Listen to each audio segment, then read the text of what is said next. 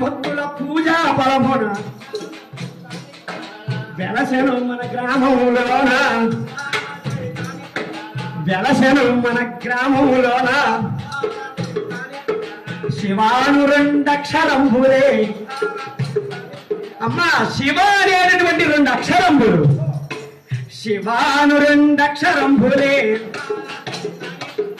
భక్తికి ముక్తికి అక్షయ వరము నాని కంధన తక చంపతి తలాంగ తక దిమి రాగతాల గీతాదినొచ్చవర తంబుర తక చంపతి తలాంగ తక దిమి రాగతాల గీతాదినొచ్చముల తంబుర కలవిది చంత తక తరిగిర ధ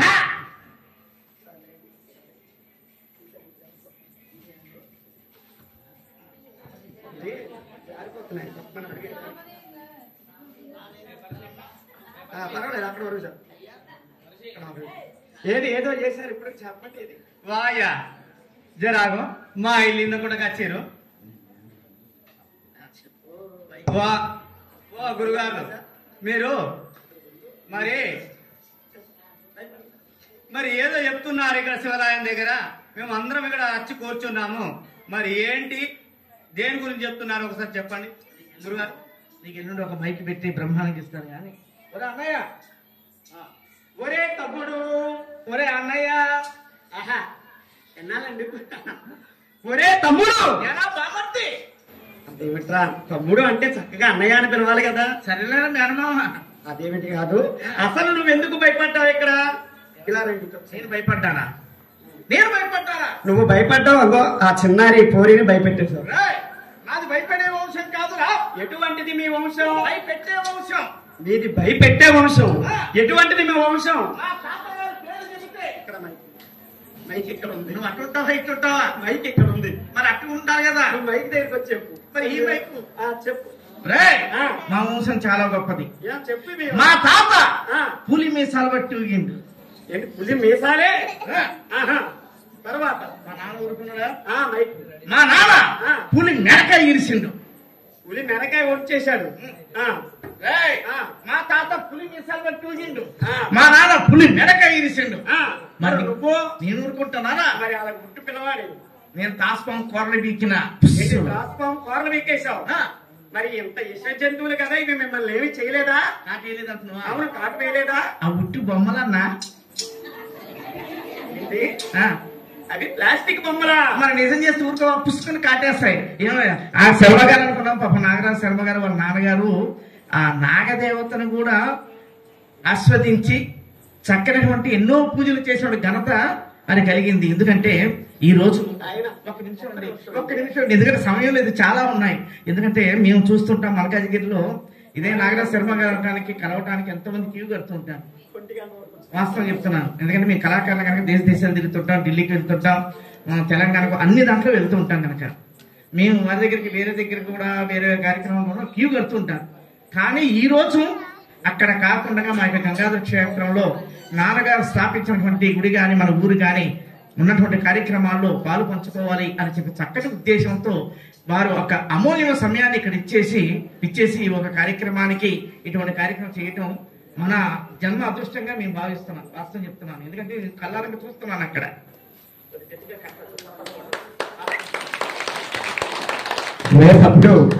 దైవ సంకల్పం ఉంటే అన్నీ జరుగుతాయి వారికి దైవ సంకల్పం ఉంది దైవ సంకల్పం ఉంది కాబట్టి అన్ని పనులు సక్రమంగా జరుగుతున్నాయి ఇప్పుడు నువ్వు ఇక్కడ భయపడ్డావు పిల్లలందరినీ భయపెట్టావు అసలు నువ్వు ఎందుకు భయపడ్డావు అసలు మీరు ఇక్కడికి ఎందుకు వచ్చారు ఈ శివరాత్రి కూడా వద్దు మేము పోతాం అసలు మీరు కూర్చోని చెప్పి ఇక్కడ చాపలేసి మమ్మల్ని ఇక్కడ ఎందుకు కూర్చోబెట్టారు ఓహో అంటే ఇక్కడ ఉన్నటువంటి ఆడపడుచులందరినీ ఎందుకు కూర్చోబెట్టారు వంటల కార్యక్రమం టీవీ సీరియల్ వస్తా ఉంది వంటలక్క ఇంకా రాలేదు కదా ఇంకా 2 రోజులు టైం ఉంది కదా మరి అంటే నువ్వు అంటున్నావు కదా వంటలక్క అని ఇందాక వచ్చిన కాడి నుంచి కలవరిస్తున్నావు మాకు టీవీ సీరియల్ 12 గబగబా స్నానం చేసి ఎందుకంటే అది సీరియల్ అండి మా వాడు సీరియల్ పడుతూ వాళ్ళ ఆవిడ కోసం చెప్దాం అనుకున్నా సిగ్గుపడిపోయాడు ఏం మీ ఆవిడ కోసం చెప్దాం అనుకుంటున్నావా మీ ఆవిడ బాగా చదివిందా నా భార్య చాలా బాగా చదివిందిరా ఎంత బాగా చదివింది నా భార్య చదివిన చదువు నా భార్య మీ భార్య ఎమ్మె. నా భార్య ఎమ్మె. మరి నువ్వు దాని వెనకాల బొమ్మే. అంటే ఏమిట్రా?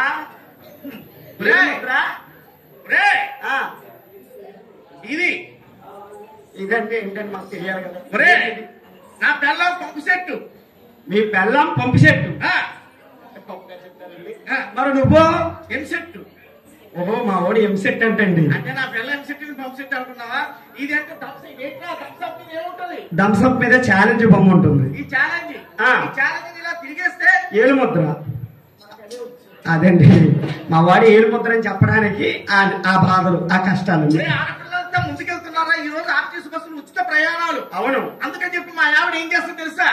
యాక్టర్లుగా, కండక్టర్లుగా, మరి సినిమా యాక్టర్లుగా, నటులుగా, దేశ ప్రధానిగా కూడా ఆడపడుచులు అన్ని రంగాల్లో ముందుకు వెళ్తున్నారు. ఈ రోజు ఆర్టీసీ బస్సులు ఉచిత ప్రయాణం చెప్పి వేముల వాడికి ఏం చేస్తుంది తెలుసా? మా ఆవిడ పళ్ళు కూడా సక్రమంతో గబ గబ గబ గబ బస్సు ఎక్కేస్తుంది, తిరిగి వచ్చేస్తాం, బస్సు ఎక్కేస్తుంది, తిరిగి వచ్చేస్తాం. ఎందుకు తెలుస్తుంది? ఎందుకు వస్తుంది? ఫ్రీ బస్సురా. ఎంత ఫ్రీ బస్సు అయితే మాత్రం మరి పని పాటలు ఎక్కడ అలా తిరుగుతారేంటి? అమ్మ మీరు మాత్రం కోసం పడుకుంటారా? కొంతమంది మీరు మాత్రం అవసరం ఉన్నప్పుడు బస్సు ఎక్కుతారమ్మా. మీ దండం పెడతా. మా వాడి భార్య అలాగే ఉంటుంది. నువ్వు ఏదైనా చెప్తావు అనుకుంటున్నావు. ఇక్కడ వచ్చిన వాళ్ళందరూ ఎవరు తెలుసా? వీళ్ళందరూ మా అక్క చెల్లెళ్ళు, మా పిన్నమ్మలు, మా చెల్లెమ్మలు అందరూ ఉన్నారు. నువ్వేమైనా తేడా మాట్లాడేవనుకో ఈ కథ అయ్యాక ఈ గుమ్మం దాటి బయటికి వెళ్ళవు, గుడి దాటి బయటికి వెళ్ళవు. అంటే ఇక్కడ వచ్చిన వాళ్ళందరినీ మమ్మల్ని ఇద్దరిని పట్టుకొని నిన్ను ఒక్కడిని వదిలేస్తే సరిపోద్దా? అసలు మా ఇద్దరిని వదిలేసి నిన్నే పట్టుకొని అందామని చూస్తున్నారు. అలా కాదు. ఇదే నాయన ఇక్కడ చెప్పడానికి ఎందుకు వచ్చావంటే పరమ పవిత్రమైనటువంటిది మహాశివరాత్రి. పరమేశ్వరుడి కోసం ఎన్ని చెప్పినా తక్కువే. ఒక సంవత్సర కాలం అంతా కూడా ఇక్కడే నేను బుర్రకథ చెప్పినా కానీ సరిపోదు ఆయన గురించి చెప్పడానికి. 365 రోజుల పాటు నేను బుర్రకథ చెప్పినా, ప్రతి 4 గంటల సేపు నేను కథ చెప్పినా, చెప్పినా ఆ స్వామి కోసం ఇంకా చాలా ఉంటుంది చెప్పడానికి. అందుకే అన్నారు పరమేశ్వరుడి యొక్క ఆకారంలోనే 100 రూపాయలు ఉన్నాయి. అసలు పరమేశ్వరుడి గురించి ఆకారంలో 100 రూపాయలు 100 కథలు ఉండడం ఏంటి అని అనుకోవచ్చు చాలా మంది భక్త జనాభా. ఏమంటే పరమేశ్వరుడిని ఫస్ట్ గా ఏమనుకుంటాం? గంగాధరుడు అనగా గంగని శిరస్సుపై ఉంచుకున్నాడు కాబట్టి గంగాధరుడు. అలా గంగ చరిత్ర చెబితే మొత్తం ఒక రోజంతా పడుతుంది. అలాగే చంద్రశేఖరుడు ఏ విధంగా అయ్యాడు, చంద్రుడికి ఏ విధంగా అభయం ఇచ్చాడు అని చెప్పుకుంటూ పోతే ఒక రోజు పడుతుంది. అలాగే జటాజూటధారుడు, అసలు జటాలు ఎందుకు వచ్చాయి ఆయనకి, మరి సర్పాలు ఎందుకు వచ్చాయి అని చెప్పుకుంటూ పోతే దానికి ఒక రోజు పడుతుంది. సర్పహరుడు, తన సర్పం మెడలో ఉన్నటువంటి సర్పానికి కూడా ఒక చరిత్ర ఉంది. ఆ మెడలో వేసుకున్నటువంటి సర్పము కూడా ఒక శాపానికి గురైనటువంటి సర్పం. ఆ సర్పహరుడుగా మారిపోయాడు. గజ చర్మధరుడు అనగా గజాన్ని తన చర్మంగా మార్చుకొని తన శరీరం మీద గజాన్ని పెట్టాడు కాబట్టి గజ ధర్మధరుడు. అంటే గజాసురుడు చరిత్ర చెప్పుకుంటే ఓ 4-5 రోజులు పడుతుంది. అలాగే పరమేశ్వరుడి గురించి ఎన్ని చెప్పినా కానీ ఈనాడు పరమేశ్వరుడి యొక్క చరిత్ర మనం చెప్పుకుంటున్నాం.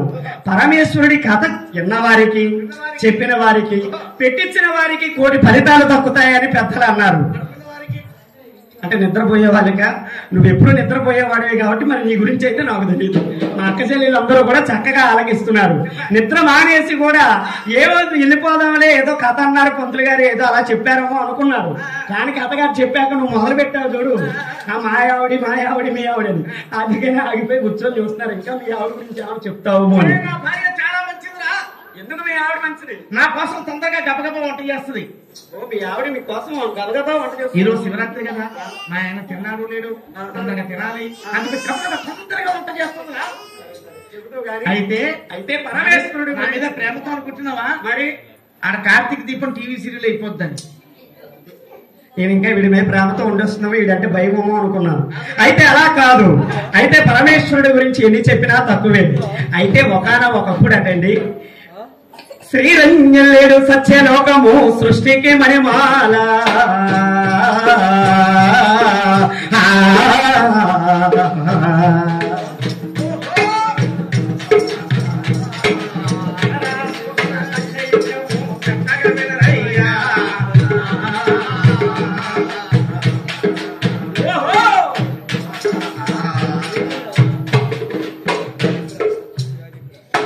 సృష్టి కార్యముకు తోడ్పడిన వారు, సృష్టి కార్యముకు తోడ్పడువారు ఉపబ్రహ్మలన్నా.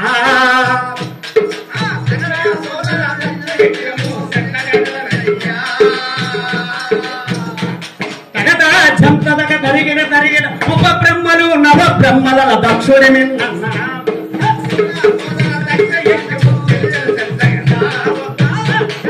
తరిగిన తరిగిన దక్ష ప్రజాపతి శక్తిని గూర్చి తపము చేసనన్నా.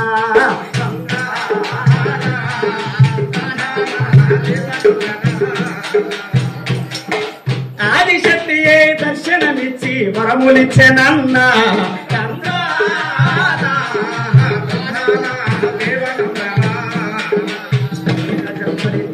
సృష్టి స్థితి లయకారుడైనటువంటి బ్రహ్మ విష్ణువు మహేశ్వరులైతే అందులో సృష్టికర్త అయినటువంటి బ్రహ్మకి మానస పుత్రులు అంటే మనసులో తలుచుగానే పుత్రులు జన్మించారు. వారిని ఉపబ్రహ్మలు ప్రజాపతులు అని పిలుస్తూ ఉంటారు. అందులో ప్రజాపతులలో ఏకగ్రీనుటువంటి వాడు అతి చండ ప్రచండుడైనటువంటి వాడు దక్ష ప్రజాపతి. ఆ దక్ష ప్రజాపతి ఎటువంటి వాడయ్యా అనగా చాలా భక్తుడు, పరమ భక్తుడు, పరమేశ్వరుడి మీద ప్రేమ భక్తులతో ఉన్నటువంటి వాడు ఆ దక్ష ప్రజాపతి. దక్ష ప్రజాపతికి ప్రసూతి అనేటటువంటి ఒక వివాహం ఇచ్చి జరిపించారు పెద్దలు. వారికి 60 మంది పుత్రికలు జన్మించారు. ఒకరు కాదు, ఇద్దరు కాదు, 60 మంది పుత్రికల. ఫ్యామిలీ ప్లానింగ్ ఏమైనా పాటించలేదా? అప్పుడు జనాభా లెక్కలు లేవు, జనాభా పెరిగిపోతారని లేదు. అంతా భగవంతుడు సంకల్పించుకుంటే అలా జన్మించేవారు. ఎందుకంటే భగవంతుడి కృప అంతగా ఉండేది. కలియుగంలోకి వచ్చేసరికి నమస్కారం చేస్తే భగవంతుడి కృప వస్తుంది. అప్పట్లో అంటే త్రేతాయుగంలో ఎన్నో సంవత్సరాలు తపస్సు చేసి చేసి చేసి చేస్తే గాని పరమేశ్వరుడి వారి ప్రత్యక్షం అయ్యేవాడు కాదట. అప్పుడు ప్రత్యక్షం అయ్యి ఏం కావాలో కోరుకొని. కానీ ఇప్పుడు అలాంటి పరిస్థితి లేదు. ఇక్కడ 2 చేతులు జోడించి నీ నిండు మనసుతో అక్కడికి ఒక్కసారి స్వామి వారంక చూసి కళ్ళు మూసుకొని ఒక్కసారిగా ఓం నమః శివాయ అని కోరుకునేటటువంటి విషయం నిజాయితీ అయినటువంటి నిక్కర్స్ అయినటువంటి కోరిక కోరితే ఆ పరమేశ్వరుడు వారి ఎప్పటికీ నీ కోరికను నెరవేరుస్తూనే ఉంటారు. అది ఒక కలియుగంలోనే ఉంది. అందుకే అన్నారు కలియుగంలో భగవద్ నామస్మరణ. నామస్మరణో ధన్యోదాయు పశుపక్షామి భవతరమే అన్యుదా శరణము నతి శరణం మమాహే అన్నారు. అనగా పరమేశ్వరుడి వారి యొక్క నామస్మరణ ఎక్కడైతే చేస్తారో, పరమేశ్వరుడి వారి యొక్క పదాలు ఎక్కడైతే అంటారో అక్కడ భూత పేద పిశాచాలన్నీ కూడా పారపోతాయని చెప్పి పెద్దలు అన్నారు. అక్కడ పంటలు పండుతాయి, పరిశ్రమలు వస్తాయి, అభివృద్ధి చెందుద్ది, అకాల మరణాలు పోతాయి, సుఖాల పంటలు వస్తాయి. అలాంటి పంటలు కలగాలంటే స్వామి వారి యొక్క పూజా పునశ్చరులు నిష్ఠానిష్ఠులతో అత్యంత వైభవంగా జరిపించాలి. పూజలు అత్యంత వైభవంగా జరిపిస్తున్నారు. అయితే 60 మంది పుత్రికలు జన్మించారు దక్ష ప్రజాపతికి. ఈ కథ ఇలాగుండగా ఆ దక్ష ప్రజాపతికి 60 మంది కుమార్తెలు ఉన్నప్పటికీ తనకు ఒక ఆలోచన వచ్చింది. ఎందుకంటే ఆ ఆదిశక్తి అమ్మవారు నా కుమార్తెగా జన్మించాలి, ఆ పార్వతీదేవే నా కుమార్తెగా జన్మించాలి అని మనసులో కోరుకొని పార్వతీదేవికి ప్రత్యక్షంగా అవ్వడానికి ప్రార్థిస్తున్నారు. ప్రార్థించినటువంటి తల్లి ప్రత్యక్షమయ్యి కోరినటువంటి వరాన్ని ప్రసాదిస్తూ ఇలా అంటుందండి. ఏమంటుందండి? ఏమండి? ఆ యొక్క పార్వతీదేవి అమ్మవారు ప్రత్యక్షమయ్యి దక్ష ప్రజాపతి ఏమని కోరుకున్నాడు? నాకు నువ్వు కుమార్తెగా పుట్టాలమ్మా అని కోరుకోగా ఆ దక్ష ప్రజాపతితో ఇలా అంటుంది సతీదేవి ఆదిశక్తి. భర్త దక్ష శ్రద్ధగా వినుమా, భర్త దక్ష శ్రద్ధగా వినుమా, నీకు పుత్రికగా జన్మించదనే తంధాన, నీకు పుత్రికగా జన్మించదను తంధాన, ఎన్నడు మమ్మల్ని చులకన చేయకు తంధాన, పరమేశ్వరుని పెళ్లి ఆడేదను తంధాన, పరమేశ్వరుని పెళ్లి ఆడేదను తంధాన, ఎన్నడు మమ్మల్ని చులకన చేయకు తంధాన, అందు చేసిన ఆపద వచ్చును ముప్పు తప్పదయ్యా.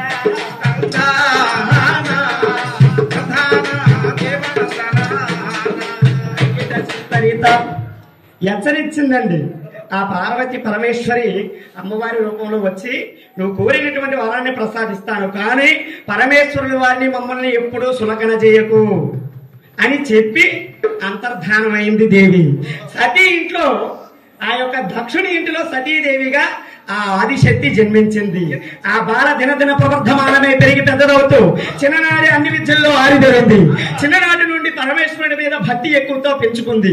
ఆ భక్తితో మెచ్చినటువంటి పరమేశ్వరుడు వారిని ఒక రోజు దక్ష ప్రజాపతిని పిలిపించి పెద్దలందరూ కూడా ఆ యొక్క సతీ శివుల వివాహాల గురించి మాట్లాడి పెద్దల సమక్షంలో అత్యంత వైభవంగా ఆ యొక్క సతీ శివుల వివాహం జరిగిందండి. అంటే పార్వతి ముందు జన్మ సతీదేవిగా, మరి దక్షుని ఇంట జన్మించింది. జన్మించినప్పుడు పరమేశ్వరుడు వారిని వివాహం ఆడారు. ఈ కథ ఇలా ఉంది. ఇలాంటి విషయాలు తెలుసుకోవాలి. చాలా బాగా చెప్పావురా. ఎందుకంటే చాలా సంతోషం అండి. ఎందుకంటే ఇటువంటి విషయాలు మనం ఏదైనా సరే తెలుసుకోవాలి, తెలుసుకొని ఆచరించాలి. ఆచరించిన తర్వాత మనం తెలుసుకుంటే అదొక వరకు మనం చెప్పడానికి ఆస్కారం ఉంటుంది. కనుక అటువంటి విషయాలు తెలుసుకోవాలంటే మరి ఉన్నటువంటి ఏదైనా సరే ఎప్పుడు మన పిల్లలు నిద్రపోతున్నారు. నేను చెప్పేటట్టు అంటే కాదు, మంచిగా మెరుగు వచ్చేలాగా మంచి జోక్ చెప్పండి. చెప్తానండి. అందరూ కలిసి కూడా అని స్మరణ చేద్దాం. ఓం నమః శివాయ. గట్టిగా గట్టిగా అన్నమ్మా. ఓం నమః శివాయ. ఓం నమః శివాయ. ఓం నమః శివాయ. ఎందుకనుకుంటున్నానంటే మా ఆవిడ ఈరోజు శివరాత్రి కదా, చక్కగా మా ఆవిడ ఉపవాసం చేస్తుంది. ఎప్పుడు శివరాత్రి వస్తుందబ్బా, ఎప్పుడు ఉపవాసం చేయాలబ్బా. ఉపవాసం ఎలా చేస్తుంది? పక్కింటి దగ్గరికి వెళ్ళిపోయి ఈరోజు శివరాత్రి కదా. అవును. నువ్వు ఒక్క పొద్దున్నావా? అవును, ఉన్నాను. పొద్దు నుంచి ఏమీ తెలియదు. ఏమున్నావే? ఈరోజు శివరాత్రి కదా, నేను ఉపవాసమే. ఉపవాసం ఉపవాసం అంటే టిఫిన్ చేస్తావు. లీటర్ పాలు, 2 అరటిపళ్ళు, 1 కేజీ ఉప్మా, 1 పుచ్చకాయ, 1 బొబ్బాసు పండు. ఏంటి ఉపవాసం ఇది? ఉపవాసం ఏంటి కాదా? ఇదే ఎవరైనా గ్లాస్ పాలు తాగుతారు కానీ లీటర్ పాలు అనగానే ఆయన మన గ్లాస్ మంచినీళ్ళు ఇచ్చిందండి. ఒరే నా భార్య మరి ఎందుకుంటున్నారా, చాలా మంచిదిరా. ఒరే పక్క వారు తలుపు కొట్టి మరి చెప్తుంది. ఏంటి ఇలా ఉపవాసం చేయండి? అలా కాదు. అయితే ఆ యొక్క దక్ష ప్రజాపతికి పార్వతీదేవి వివాహం, పార్వతికి ముందుగా సతీదేవిగా జన్మించింది కదా, తనకు వివాహం జరిగింది.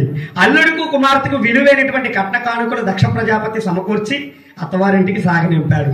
ఈ కథ ఇలా ఉండగా కొంతకాలానికి ప్రయోగ క్షేత్రంలో ఒక యజ్ఞాన్ని తలపెట్టారు. ఇందాక మన పంతులు గారు యజ్ఞం చేశారు, దామోదర పంతులు గారు అద్భుతంగా యజ్ఞం చేశారు, యాగం చేశారు. అలాగే లోక కళ్యాణార్థం ఒక యజ్ఞానికి ఉండేటటువంటి బలం ఏంటంటే దేవతలకి శక్తి పెరగాలంటే ఇక్కడ యజ్ఞం జరగాలి. మనకి వరాలు ఇవ్వాలి కదా. ఏమంటే ఉదాహరణకి మనకి పరమేశ్వరుడు వారు మనకి ఇల్లు ఇవ్వాలి అని కోరుకుంటాం. ఆయనకి ఇచ్చేటటువంటి శక్తి ఆయనకి రావాలి అంటే ఇక్కడ యజ్ఞం జరగాలి, ఆయనకి దీపారాధన జరగాలి, ఆయనకి నైవేద్యం పెట్టాలి. అప్పుడు స్వామి వారి యొక్క కృప మన వైపు వస్తుంది. అలా రావడానికని ఇందాక చక్కగా యజ్ఞం చేశారు. ఇందాక మరి అలాగే కళ్యాణం కూడా అత్యంత వైభవంగా జరిపించారు. కళ్యాణం అనంతరం బుర్రకథ పెట్టించారు. ఏమంటే ఇది పూర్వం కాలంలో ఉండేది. ఉదాహరణకి చెప్పాలంటే ఎవరైనా కళ్యాణం జరిపించుకుంటే అక్కడ బుర్రకథ పెట్టించేవారు. పూర్వం కాలంలో మా ముత్తాతలు చెప్పేవారు. ఎక్కడైనా సరే శుభకార్యం కానీ, ఎక్కడైనా పాడి పంటలు పండగ పోయినా, ఎక్కడైనా సరే ఇబ్బందులు ఆ ఊరికి కానీ వస్తే ఇలా బుర్రకథలు, హరికథలు, తోలుబొమ్మలాటలు ఇలాంటి ప్రాచుర్యమైనటువంటి ఎన్నో కళలు అవి తెప్పించి పెడితే ఆ ఊరికి మంచి జరిగేదని అప్పట్లో పెద్దలు ఆలోచించేవారు. మరి ఇప్పుడు ఆలోచించేటటువంటి వారు ఉన్నారండి? అంతా దగ్గిపోయారు. కానీ అలాంటి ఈ రోజుల్లో కూడా మన పంతులు గారు, మన దామోదర శర్మ గారు అద్భుతంగా ఆలోచించి ఎక్కడ నుంచో పశ్చిమ గోదావరి జిల్లాలండి మాది పాలకొల్లు, అక్కడ నుంచి రప్పించి ఇక్కడ కథ చెప్పాలండి, శివరాత్రి నాడు కథ చెప్పాలి, మరి శివుడి గురించి ఏ కథ అయినా చెప్పండి అన్నారు. దక్ష యజ్ఞం కథ చేసుకున్నామండి. ఈ రోజుల్లో కుర్రవాళ్ళకి కావాలి బ్రేకు, ఇది చూసినటువంటి వాళ్ళకి షాకు. అంతే కదా. ఈ రెండు చూసినటువంటి ముసలాళ్ళకి ఏమొస్తుంది? ఏంటి? పెద్ద డోకు. ఇలాంటి జోకులు ఆపు, ఇలాంటి జోకులు కాదు. అయితే అల్లుడిని విలాపం ఇచ్చారు. యజ్ఞం చేయడానికి పెద్దలందరూ నిర్ణయించారు. అది ప్రయోగ క్షేత్రంలో యజ్ఞం. ఆ యజ్ఞం ఎలా కొనసాగుతుందయ్యా? పరమ పవిత్రం ప్రయోగ క్షేత్రం వైభవంపుగా సాగిన యజ్ఞం. పరమ పవిత్రం ప్రయోగ క్షేత్రం వైభవంపుగా సాగిన యజ్ఞం. పరమ పవిత్రం సాగిన యజ్ఞం. దేవర్షి బ్రహ్మర్షులతో యజ్ఞశాలయే నిండిపోయిన బలి మేరుబలి. మంత్రోచ్చరణతో ఆశాల మారు మ్రోగుచుండే చాలా. మంత్రోచ్చరణతో ఆశాల మారు మ్రోగుచుండే చాలా. బ్రహ్మ విష్ణు మహేశ్వరుండు దేవేంద్రాది అష్టదిప్పతులు సకల దేవతలు గంధర్వాదులు సభాసతులుగా అరుదించారా. దక్ష ప్రజాపతి వచ్చారా, దిక్కున అందరూ లేచారా.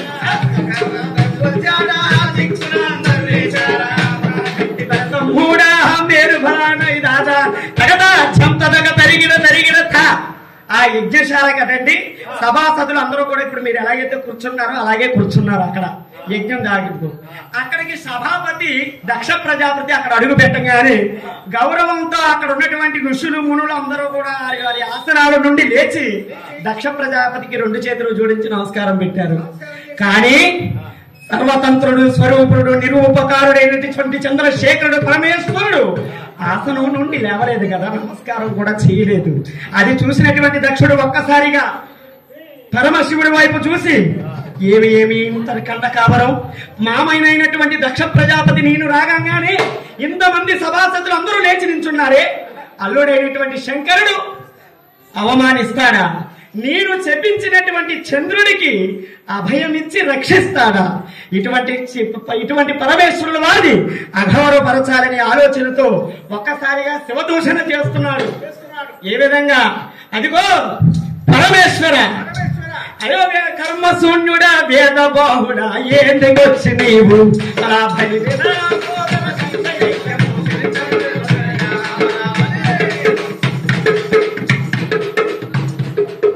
వేదబాహుడా కర్మశూన్యుడా రజోగుణముతో ధర్మం మరిచావా?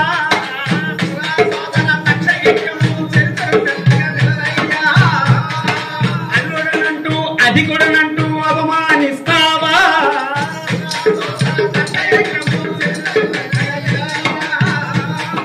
అని పరమేశ్వరుడు వారిని నిందిస్తున్నాడు ఆ యొక్క దక్ష ప్రజాపతి. ఆ పక్కనే ఉన్నటువంటి నందీశ్వరుడు ఒక్కసారిగా ఓరోరి మధుర్మాది దక్ష అవరా దక్ష కళ్ళ కావరంతో తేలుచుంది.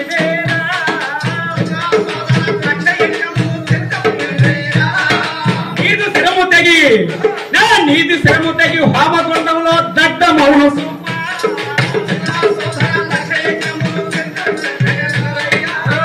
గ్రంథపరాపి నంది, ఓరెవరి నంది నువ్వు నాతో సమాధానం చెప్పుచుంటివి.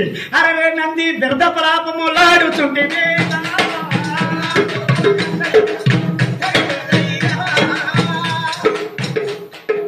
వేద బహుళ ప్రమద గణములు పాషాణంగా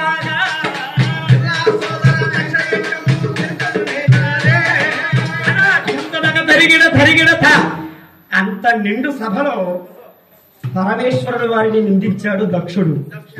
ఆ మాటలు విన్నటువంటి నందీశ్వరుడు నీ శిరము తెగి హోమగుండంలో పడి దగ్ధమయ్యి నీకు మేషశిల రావాలి అని శపించాడు నందీశ్వరుడు. ఒకరు సభ అంతా అల్లాకల్లం అయిపోయింది. సభ నుంచి అవమాన భారంతో దక్ష ప్రజాపతి వెనక్కి తిరిగారు. నందీశ్వరుడిని పరమేశ్వరుడు శాంతింపజేసి కైలాసానికి వెళ్ళిపోయాడు పరమేశ్వరుడు వారు. కానీ స్వగ్రహాలకు చేరుకున్నటువంటి ఆ దక్ష ప్రజాపతి ఒక్కసారిగా అల్లుడి మీద ఎలాగో అనుకుంటున్నాడు. కక్ష రగులుతుంది, కక్ష రగులుచుండెను దక్షుడి మదిలోనా. నిద్ర కంటికి రాదు పగయారి పోదు, కడుపు కసిడి క్రోధ కడురేగు క్రోధ లయకారుడి లేని జన్మమేదే. అదిగో శివుడు లేనిదే యజ్ఞం ఒక్కటి చేయదలచి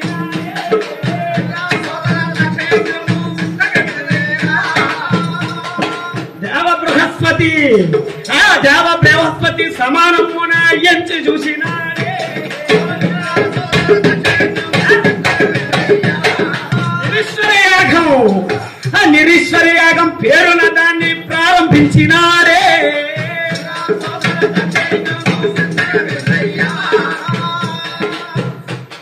ఆ పరమేశ్వరుడు వారి మీద కక్షతో శివుడు లేనిటువంటి యజ్ఞాన్ని తలపెట్టి మనం ఎంతో చాటుదామని చెప్పి ఆ యొక్క దక్ష ప్రజాపతి అల్లుడి మీద అహంకారంతో ఒక నిరీశ్వర యాగాన్ని తలపెట్టాడు.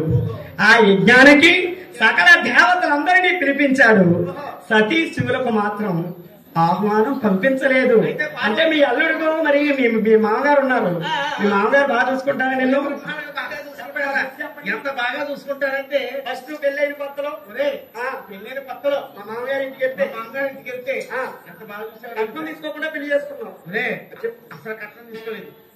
చూశారండి, మా వాడు మంచి మాట చెప్పాడు. మా వాడు రూపాయి కట్నం తీసుకోకుండా పెళ్లి చేసుకున్నాడంటండి. ఒకసారి చప్పట్లు కొట్టండి ఒకసారి. నిజంగా చాలా మంచిది. మరి ఏం చేసావు పెళ్ళైన కొత్త మీ అత్తగారికి వెళ్తే? మామయ్య నాకు కట్నం వద్దు గాని భోజనాలు పెట్టారు. ఎందుకంటే పండక్కి వెళ్ళావు ఇంటికి. మరి మీ కూతురు మా ఇంటికి వస్తే సినిమా తీసుకెళ్లాలంటే,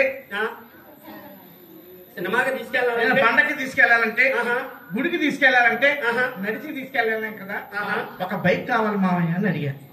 రూపాయి కట్నం తీసుకోలేదండి. కట్నం వద్దురా, కట్నం వద్దని చెప్పి మామగారు మీ అమ్మాయిని ఎక్కడికి నేను బయటికి తీసుకెళ్దామన్నా నా చేతిలో సైకిల్ ఉంది, సైకిల్ మీద నేను తొక్కలేకపోతున్నాను, పల్సర్ బైక్ కొనివ్వండి అని మీ మామగారిని అడిగావు. అప్పుడు మీ మామగారు పెట్టారా? వెంటనే చేశారా? నిజంగా కట్నం తీసుకోకుండా చేసుకున్నారు కాబట్టి ఇలాంటి ఒక్కముడికి ఒక బైక్ కొనిస్తే తప్పు లేదని చెప్పి ఆలోచించారు మీ మామగారు. తర్వాత 2వ నెల అయిపోయింది. బైక్ వేసుకుని ఇక 2వ నెల అయిపోయింది. వెంటనే మళ్ళీ మా మామయ్య గారి దగ్గరికి వచ్చారు. భోజనాలు అన్ని తిన్నావా? బ్రహ్మాండంగా పెట్టారు. వెళ్ళిపోయే సమయంలో మామయ్య బండి అయితే ఎలాగే ఇచ్చారు కానీ అప్పుడప్పుడు శివరాత్రికి వెళ్తున్నప్పుడు మా ఆవిడ నగలు చూపించుకోవడం మెడంతా బూసిపోతుంది మామయ్య. నాకు అర్థమవుతుంది మామయ్య, నీ కూతురికే కదా మామయ్య పెట్టేది. చెప్పు మామయ్య, నీ కూతురు నీ కూతురు బాగానే ఉంది కదరా, ఎందుకు ఏడుస్తున్నావు? మెడ మోసిపోతుంది మామయ్య. మెడ పోసిపోతే ఏం చేయించమంటావు చెప్పు. ఒక 5 తులాలు కాసు. ఓహో, మా కూతురు మెడలో బంగారం కావాలంటావు. ఎంత? 5 తులాలు సరిపోతుందా? అంటే అల్లుడు గారికి కట్నం తీసుకోలేదు కదండి, వాళ్ళ కూతురు కోసం అడిగాడంటే 5 తులాలు బంగారం. చేతి బ్యాచ్లు ఎక్కువైపోతున్నాయి. గట్టిగా కొంచెం లావుగా ఉండాలన్నమాట అని చెప్తే చేయించారా మీ మామగారు? అల్లుడు లేకలే కోరాడు, కట్నం కాదన్నాడు, పెట్టుకుని నా బిడ్డకే కదా పెట్టేదని వెంటనే చేయించాడు. రూపాయి కట్నం తీసుకోకుండా పెళ్లి చేసుకున్నాడు. అది అయితే మరి ఇంతే కదండి, మరి చైన్ కొనిపించారు, చక్కగా నువ్వు ఇంటికి వెళ్ళిపోయావు. ఇక 3వ నెల ఈ శివరాత్రి అయిపోయింది. శివరాత్రి అయిపోయిన తర్వాత ఏం పండుగ వస్తుందిరా? ఇంక ఉగాది వస్తుంది. ఇక ఉగాది కోసం కొత్త బట్ట కొట్టించుకొని, కొత్త బట్టలు వేసుకొని, నా భార్యని బైక్ ఎక్కించుకొని మా మామయ్య దగ్గరికి వెళ్ళిపోయావు. మళ్ళీ వెళ్ళిపోయావు. మామయ్య ఈసారి నాకు కట్నం వద్దు. ఈసారి నేనేమడగను. నువ్వు నాకు బైక్ ఇచ్చావు, నీ కూతురికి మెల్లో నగలిచ్చావు. కానీ ఇంకొకటి కోరుకుంది మామయ్య, ఈసారి అలాగే సుమ్ముగా అడగకుండా అలాగే నించోని చూస్తున్నావు. అంటే ఎందుకు? ఏదైనా పెడతారని. అంటే అడగకుండా ఏదైనా పెడతారని. ఫస్ట్ 2 సార్లు అడిగాడు, 3వ సారి నేను అడిగితే బాగోదని చెప్పి వాళ్ళ ఇంటికాడ ఇలా బయట నించుంటున్నాడంట. ఏమైనా పెడతారా అని. అప్పుడు పెట్టారా? పెట్టారు. అప్పుడు చూశాను. పెట్టారు. అప్పుడు ఏం పెట్టారు? పోలీస్ స్టేషన్ కంప్లైంట్ పెట్టారా? పోలీస్ స్టేషన్ తీసుకెళ్లారా? ఎందుకని? వీడిస్తే సామాన్యుడు కాదు, వీడు కట్టవద్దు బైక్ తీసుకున్నాడు, కట్టవద్దు నేను బంగారాలు తీసుకున్నాడు, కట్టవద్దు నెలకోసారి మా ఇంటికి వస్తున్నాడు, వీడికి ఏదో టైం శాస్త్రం చేయాలని లాస్ట్కి పోలీస్ స్టేషన్ లో కంప్లైంట్ ఇచ్చారు. ఇలాంటి ఓడికి అలాగే చేయాలి. లేకపోతే మరీ ఉందని చెప్పి పండుగలు ప్రతి పండుగకి వెళ్ళిపోయి ఏదో ఒకటి మామగారు పెట్టాలని అనుకుంటారేంటండి. అయితే అలాగా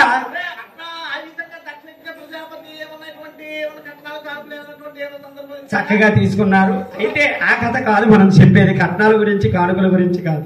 అయితే నిరీశ్వర యాగం చేయాలని ఆ యొక్క దక్ష ప్రజాపతి అన్నాడు. మనం ఎంతవరకు వచ్చాం కథలోకి? ఇంతకీ ఇల్లందుకుంటా మన గంగాధర క్షేత్రం దగ్గరికి వచ్చారండి. ఇంతవరకు వచ్చా బాగానే ఉంది. కథలో ఎంతవరకు వచ్చాము ఏమండి? ఆ కథలో బాబు ఏంటి ఇలా వచ్చి అలాగే వెళ్ళిపోతున్నాయండి, ఇలా వచ్చి అలాగే వెళ్ళిపోతున్నాయండి. ఏంటి బాధ నాకు అర్థం కావట్లేదు. జాంకు జేబులో చేయి పెడుతున్నాడు, అటు వెళ్ళిపోతున్నాడు. చందా ఇద్దాం అనుకుంటున్నాడు. పాపం నా మురళి గారండి కళాకారులు పాపం కళాకారులు దీవించి ఒరే ఏది ఏమైనా మరి చక్కటి రోజు, పరమ పవిత్రమైన శివరాత్రి రోజు కనుక ఈ రోజు మంచి కార్యక్రమం. ఎందుకంటే కళలు వర్ధిల్లాలి. ఎత్ర నార్యస్తు పూజ్యంతే రమంతే తత్రదేవతన్నారు. ఏ దేశమైతే స్త్రీ పూజింపబడుతుందో, ఏ దేశంలో కళాకారుడు గౌరవించబడతాడో ఆ దేశ సస్యామలంగా ఉంటుంది. శ్రీకృష్ణదేవరాయలు యుద్ధం చేయాల కళాకారుల్ని గౌరవించారు.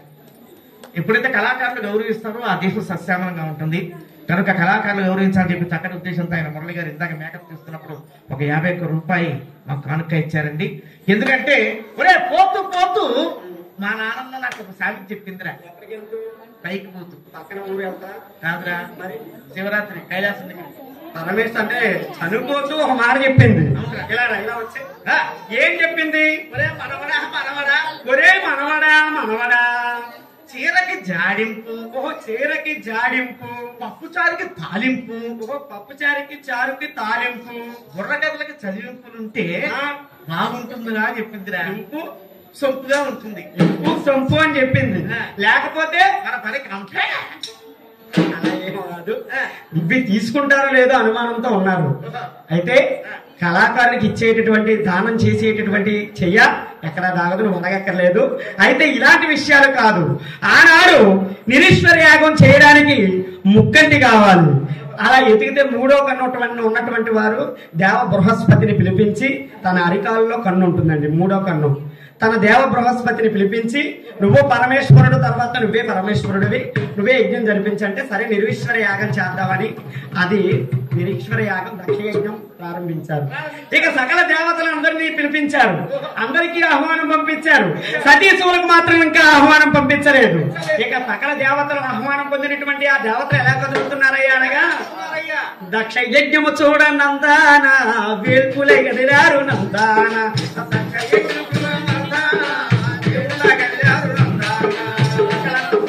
సమకూర్చుకున్నారు, గగన మార్గములో పైన పోయి వెళ్ళారు.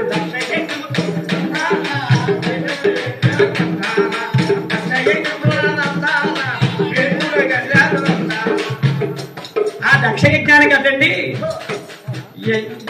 ఆ యొక్క ఐరావతము ఎక్కినందాన ఇంద్రుడే కదిలాడు, సప్తస్య రథం ఎక్కినందాన సూర్యుడే కదిలాడు, లేని వాహనం ఎక్కినందాన ఇంద్రుడే కదిలాడు నందాన, ఉన్న పోతులెక్కి యమ ధర్మజుడే కదిలాడు సకల దుర్భరాలు నందాన, ఇష్ట సతులను చూడ నందాన ముచ్చట్లు వాడుతూ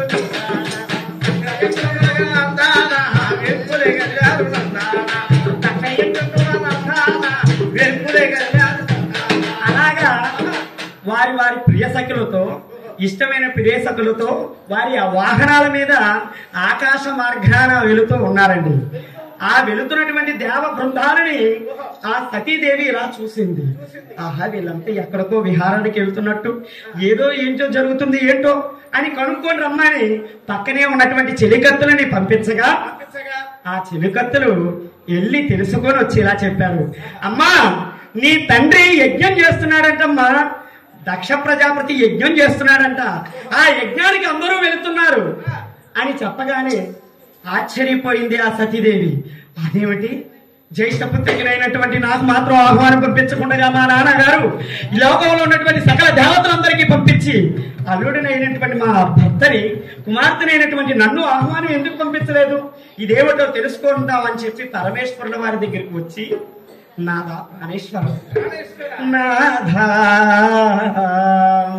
ప్రాణేశ్వర అని అడుగుతూ ఇలాగ ప్రేమగా అడుగుతున్నట్టండి. ఎలాగ తెలుసా, నాదా ప్రాణేశ్వర మా తండ్రి గారు యజ్ఞం చేస్తున్నారట. ఆ యజ్ఞానికి ఎందుకు పిలవలేదో తెలియదు. పొరపాటును మనం మర్చిపోయి పిలవలేదము. నేను వెళ్ళి వస్తాను, మా నాన్నగారింటికి నేను వెళ్ళి వస్తాను అడిగితే పరమేశ్వరుడు వారు ఒక మాట చెప్పారు. ఎంత ఎనిదానివి తిరిగి నీ తండ్రికి నేను కక్ష అన్న మాట మర్చిపోయావా? నేను నాకు అదే సభలో నిండు సభలో నేను అవమానించానని భ్రమపడి నన్ను నిండు దూషణ చేశాడు సభాసదుల ఎదుట. అదే కక్షతో నేడు నిరీశ్వర యాగం చేస్తున్నాడు. నేను లేకుండా ముక్కంటి లేకుండా నిరీశ్వర యాగం చేస్తున్నాడు నీ తండ్రి. అయినా మనకి ఆహ్వానం పంపించలేదు. అక్కడికి వెళ్ళడం అంత మంచిది కాదు దేవి, ఇక్కడే ఉండు దేవి అని చెప్పగానే, ఏంటి స్వామి మీకు గొడవ అయ్యిందా? అయితే ఆ గొడవ ఎందుకు అయిందో నాకు తెలియదు, కానీ మా తండ్రి గారి దగ్గరికి వెళ్ళి మీకు ఆహ్వానం పంపించుకొస్తాను, నన్ను పంపించండి, నేను నిలదీస్తాను నా తండ్రిని. మా ఆయన గారికి ఆహ్వానం ఎందుకు పంపించలేదు అని అడుగు వస్తాను తండ్రి, నన్ను పంపించండి అని అడగగానే పరమశివుడు త్రికాలార్జుడు, ఏమండి త్రిలోకాలను ఈ ముఖంటితో చూసేటటువంటి మహానీయుడు, ఆయనకి జరగబోయేది అంతా తెలుసు. కానీ చేసేది ఏమీ లేక వెళ్ళు అన్నాడండి. కానీ తిరిగి రమ్మనలేదు పరమేశ్వరుల వారు. చాలా మంది ఆడవారు ఈ విషయం గమనించాలి. ఎక్కడైనా సరే భర్త బయటికి వెళితే వెళ్ళు అనేటటువంటి మాట రాకూడదండి. వెళ్ళి రండి అనాలి. అందుకే ఆ నోరు పార్వతీ పరమేశ్వరుల వారు ఆ యొక్క సతీ శివులు ఏమన్నారంటే, స్థితి వెళ్తానంటే శివుడు ఏమన్నాడంటే వెళ్ళు అన్నాడండి, మళ్ళీ రమ్మని అనలేదు. అందుకే అంటారు ఎప్పుడైనా సరే మనం మాట్లాడేటటువంటి మాట స్పష్టంగా ఉండాలి. ఎందుకంటే ఆడపడుచులు వచ్చారు, అమ్మ గురించి ఆడవారి గురించి ఎంత చెప్పినా తక్కువే.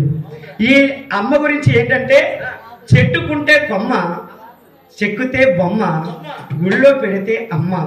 అటువంటి అమ్మని నమ్మినవాడు, ఈ భూమిని నమ్మినవాడు చెడిపోయినట్టు చరిత్రలో లేదు. భూమిని నమ్మినవాడు చెడిపోయినట్టు చరిత్రలో లేదు. అమ్మని నమ్మినవాడు చెడిపోయినట్టు చరిత్రలో లేదు. అమ్మ ప్రేమ గొప్పది. అమ్మ గురించి ఒక పాట పాడుకుందామండి. ఎందుకంటే మాకు మరొక పావుగంట టైం ఉంది కాబట్టి ఒక అమ్మ గురించి ఒక మంచి పాట పాడుకొని, ఎందుకంటే ఆడపడుచులు వచ్చారు, చాలా మంది ఆడపడుచుల కోసం ఒక అమ్మ పాట మేము రాసుకున్నామండి. దాని మీద అమ్మ పాట పాడుకొని మళ్ళీ కథ ప్రారంభిద్దాం. లేదురా లేదురా అమ్మను మన పొద్దుల గారు వాళ్ళ అమ్మగారండి. వచ్చిన కాడి నుంచి మేము ఎప్పుడైతే మేము పాలపల్లి నుంచి వచ్చాము, పొద్దుల గారు అమ్మగారు దగ్గరికి కుర్రవాళ్ళు కూడా వయసులో ఉన్నటువంటి వారు కూడా ఆ విధంగా పనిచేయడం మేము చూడలేదండి.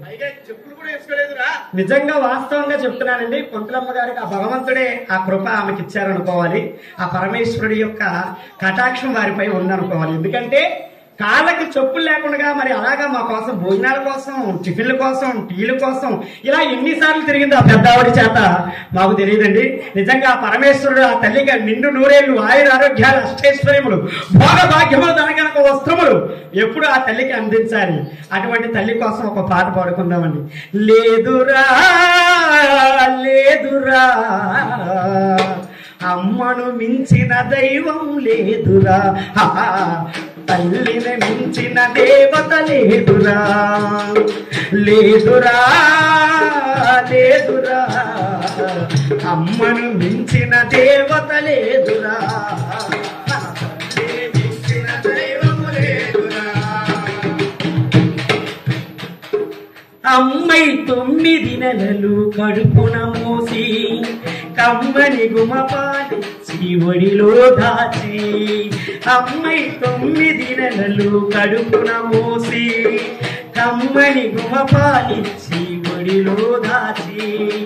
ఈ తనయుని క్షేమము తల్లి కోరు ప్రతిక్షణము, ఈ తనయుని క్షేమము తల్లి కోరు ప్రతిక్షణము. కొడుకానికి ఏమైనా అయితే ఆగుతుందా ఆ తల్లి హృదయం. ఎందుకంటే ఆ తనయుడికి ఏమైనా చిన్న దెబ్బ తగలంగానే ఆ తల్లి అల్లాడిపోతుందండి. తనకి నొప్పి తగిలేదానికన్నా ఆ తల్లి పడేటటువంటి బాధ ఆ పల్లులకే తెలియాలి. ఎందుకంటే అంత దెబ్బ తగిలేసింది నా కొడుక్కి, అయ్యయ్యో అనుకొని బాధపడిపోతుందండి ఆ పిచ్చి తల్లి. కానీ పెద్దగయ్యాక ఆ కొడుకు ఇంత పట్టడి అన్నం పెడతాడో లేదో తెలియదు, కానీ ఆ బాబు మీద ఆ కొడుకు మీద ఎంతో ప్రేమ పెంచుకుంటుంది తల్లి. ఒకనొక ఊర్లోనండి ఒక అబ్బాయి ప్రేమించి ఒక అమ్మాయిని పెళ్లి చేసుకుందామని ఆ అమ్మాయి వెంట పడుతూ ఉన్నాడు. ఆ అబ్బాయి అమ్మని పడుతున్నాడు. ఆ అబ్బాయి కుర్రవాడు వెళుతూ వెళుతూ ఆ అమ్మాయి ప్లాస్టిక్ తీసుకుపోయి ఆ అమ్మాయి చూసి, అబ్బాయి ఊక నా వెంట పడుతున్నావు కాబట్టి నీ తల్లిని చంపి నీ తల్లి గుండెకాయ నాకు తెచ్చిస్తే నిన్ను నేను ప్రేమిస్తాను అన్నదంటే ఆ ప్రియురాలు. అనగానే ఆ అబ్బాయి ఆ కుర్రవాడు చూసి, ఓసి ఇంతేనా, నా తల్లి గుండెకాయ ఇస్తే నువ్వు నన్ను ప్రేమిస్తావా, పెళ్లి చేసుకుంటావు కదా ఆగని చెప్పి రయ్యమని ఆ తల్లి దగ్గరికి వచ్చి, అమ్మ నేను ఒక అమ్మాయిని ప్రేమించాను, నేను తననే పెళ్లి చేసుకుందాం అనుకుంటున్నాను, కానీ తను ఒక కోరిక అడిగింది నేను పెళ్లి చేసుకోవాలంటే నీ గుండెకాయ తెచ్చి తన గిఫ్ట్ గా ఇవ్వమంది, మరి నిన్ను చంపేద్దాం అనుకుంటున్నాను అనగానే ఆ తల్లి ఏమన్నది తెలుసా, ఓసి పిచ్చి అదవా, నువ్వు భార్యా పిల్లలతో సంతోషంగా ఉండడమే కదా ఈ తల్లికి కావాలి, అంతకమించి ఈ తల్లికి కావాల్సింది ఏముంది, తీసుకెళ్ళి నీకు అంతకన్నా ఏముంది అని చెప్పి అనగానే ఆ కర్కోష్టం హృదయం కలిగినటువంటి కొడుకు ఆ తల్లి గుండెని చీల్చి ఆ తల్లి గుండెకాయ తీసుకొని దద్ద పరిగెడుతున్నారండి ప్రియురాల దగ్గరికి. అయితే పడిపోతూ ఉన్నాడు, పరిగెడుతూ ఉన్నాడు, కింద పడిపోతున్నాడు, పరిగెడుతున్నాడు.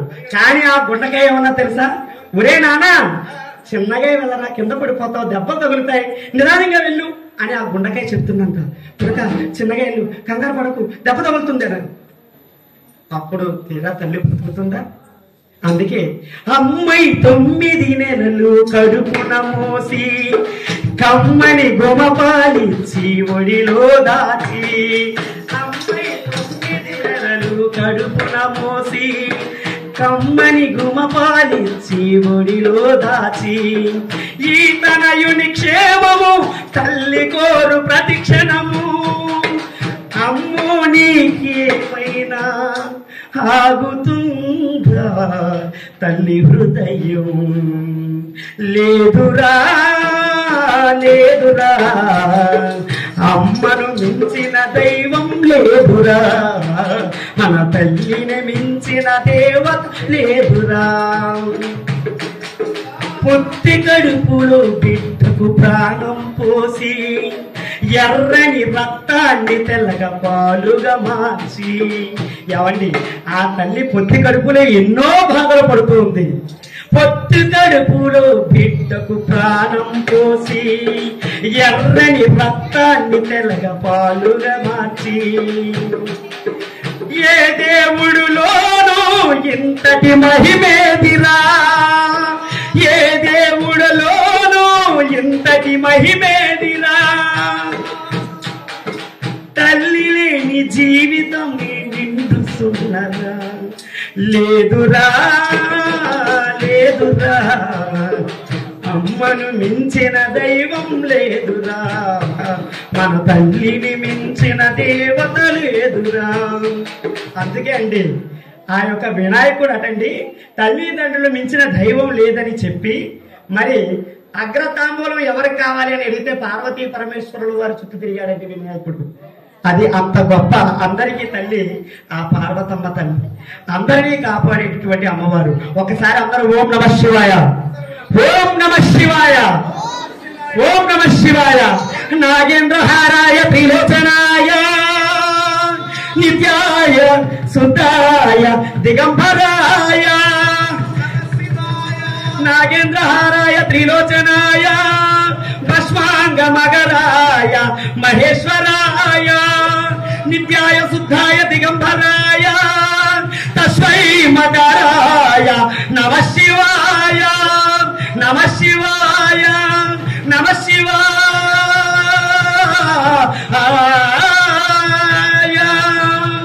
అటువంటి పార్వతీ పరమేశ్వరుడు వారిని ఒక్కసారిగా తలుచుకున్నాము.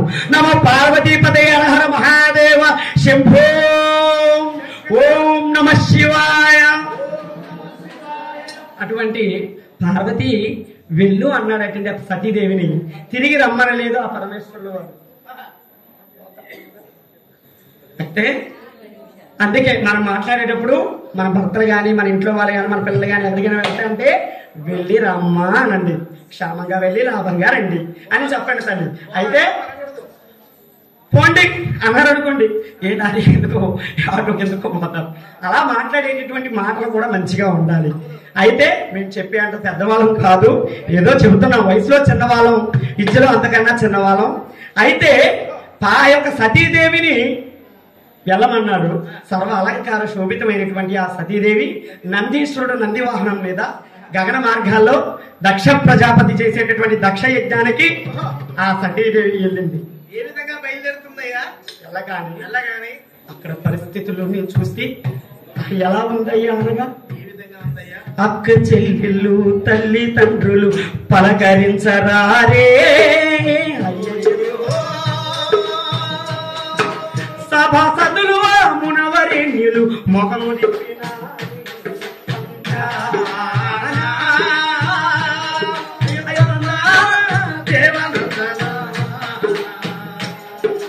నిరాదరణతో సతీదేవికి కళ్ళు తిరిగినాయే. అయ్యయ్యో నాడు నిహితము మదిలో మెదిలి కళ్ళు తిరిగినాయే.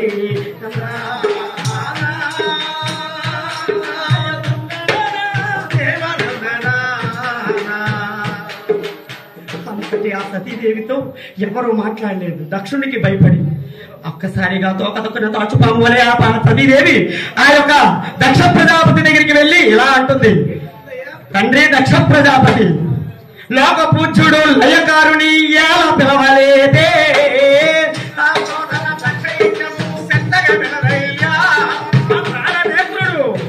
నా ప్రాణనాథుడు ప్రాణనేత్రుడు నా ప్రాణనాథుని ఎలా పిలవలేదే,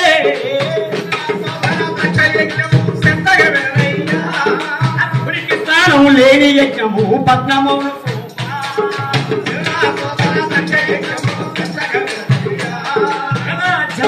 తరిగిడ తండ్రి నా భర్తని ఎందుకు పిలవలేదని ప్రశ్నించగానే ఒక్కసారిగా పరమేశ్వరుల వారి చూసి ఇలా అన్నాడు, ఓయ్ సతీదేవి, నిన్ను ఎవరు పిలిచారని ఇక్కడికి వచ్చావు? అయినా ఇక్కడికి నిన్ను ఎవరు రమ్మన్నారు? అయ్యో కపాలదారి శ్మశానవాసి తందానా తందాని, కపాలదారి శ్మశానవాసి పేదపి చాచగలముల శివుడే తగదయ్యా.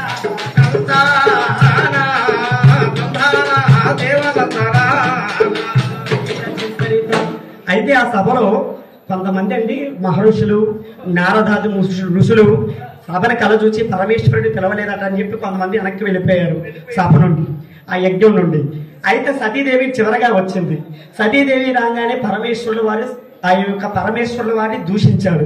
అంటే కపాలధారి, శ్మశానవాది, జంగమదేవుడు దిగంబరుడు, శ్మశానాల వైపు తిరిగేటటువంటి ఆ భూసుని తెలిసి కూడా నిన్నిచ్చి కట్టబెట్టావు.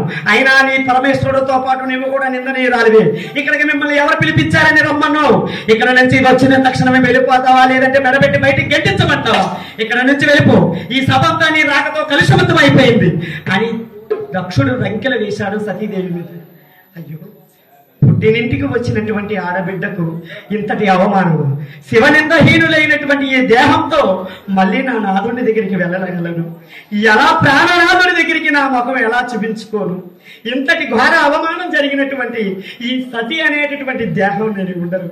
అయ్యో తండ్రి, నీలాంటి మూర్ఖుడు అని తెలుసుంటే నేను ఇక్కడ జన్మించేదాన్ని కదా. పరమ మూర్ఖుడవు, నీ కడుపున పొరపాటుగా పుట్టానే.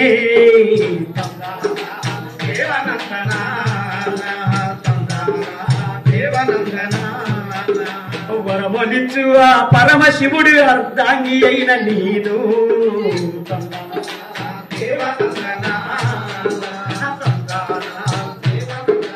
సగుణే దేశ వాక్యం అన్నటువంటి ఈ సతీదేవి ఇక నిలవజాలదు అని ఒక్కసారిగా, తండ్రి శివదూషణ చేశారు కాబట్టి ఇప్పుడు పెడుతున్నాను శాపం.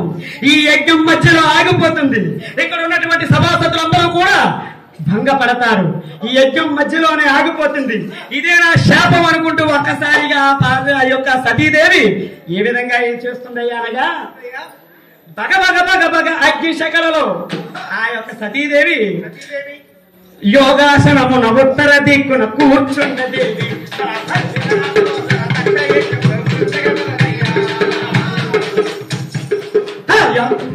యోగాసనమున ఉత్తర దిక్కున కూర్చుండది.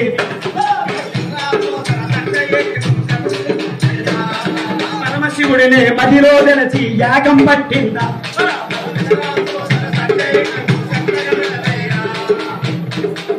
బగ బగ బగ బగ అగ్ని శకలలో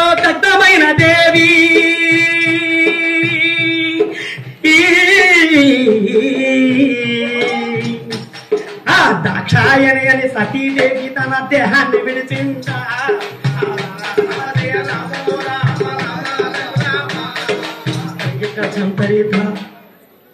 ఏమండి, నేను చెప్పిన దాంట్లో మీకు అర్థమైందో లేదో తెలియదు కానీ భగభగ వండేటటువంటి అగ్నిశకలలో ఆ యొక్క దక్షుణ్ణి శపించి ఆ సతీదేవి తన దేహాన్ని ఒక్కసారిగా యోధం బట్టి మంటల్లో ఆ సతీ దేహం అగ్నిహోత్రుడికి అర్పించింది. ఒక్కసారిగా సతీ దేహాగ్నిను చూసినటువంటి ప్రమదగణాలు నందీశ్వరుడు ఒక్కసారిగా ఏం చేస్తున్నారు? నందీశ్వరుడే లేచరా, నందీశ్వరుడే లేచరా, పళ్ళను పదపట కొరికెరా, పళ్ళను పదపట కొరికెరా, కళ్ళ ఎర్రనే చేశారా, కళ్ళ ఎర్రనే చేశారా, తన సోలాన్ని తీశారా, తన సోలాన్ని తీశారా. తనక్కతో నందీశ్వరుడే లేచారా, సభాసదులనే మోజారా, లేచరా, చండీశ్వరుడే లేచరా, ఖండితాయుధము తీసరా, ఖండితాయుధము తీసరా, ముండీశ్వరుడే లేచరా, భృంగీశ్వరుడే లేచరా, ముఖ్యంత బల్లము తీసరా, ముఖ్యంత బల్లము తీసరా. తదక్కతో గణాల ముందు కురికారా, సభాసదులనే మోజారా,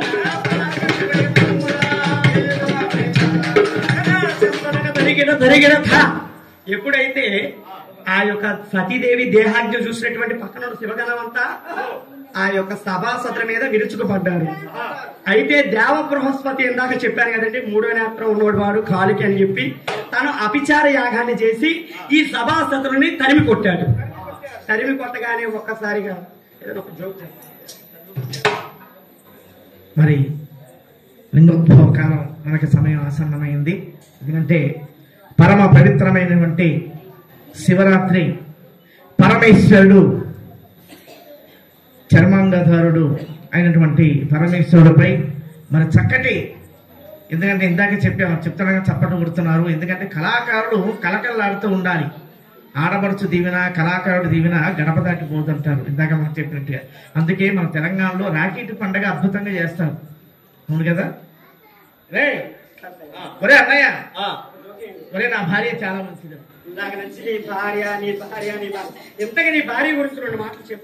ఒరే నా కోసం అని చెప్పి నేను వచ్చేంత వరకు నా భార్య అస్సలు గురించేది. ఏదైనా పని ఉంటే తప్ప ఊరు వెళ్తే ఇస్తాను కదా, ఇక్కడ ఉన్నాను కదా, ఆ అబ్బాయికి చెప్తే ఎట్లా తెలుస్తుంది?